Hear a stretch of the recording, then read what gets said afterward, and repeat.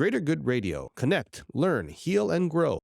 I have been a personal trainer my entire life. So when I was younger in high school, I guess my heart was set on the military. And I grew up in the 80s, watching all the Rambo and all that stuff. So, just like a lot of guys, I wanted to be in the special forces. But I had surgery on my right shoulder from just football in high school.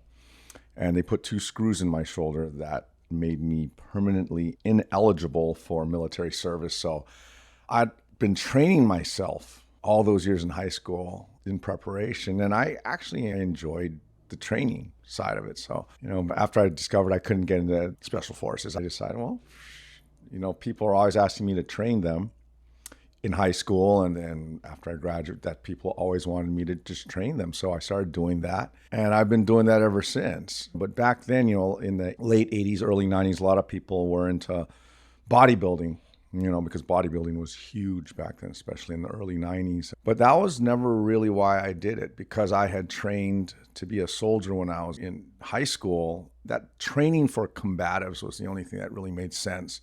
And I'm not unique, in that regard. There's plenty of guys that subscribe to that. But a lot of times people want to know, some of these movements I post to my socials are seemingly a little weird looking. But everything I do in some way has to make me or somebody else better at combatives or the other skills involved in soldiering, like moving distances with load, like rucking, things like that. I'm not necessarily good at these things, especially now, but my motivation and everything I do has to do with that.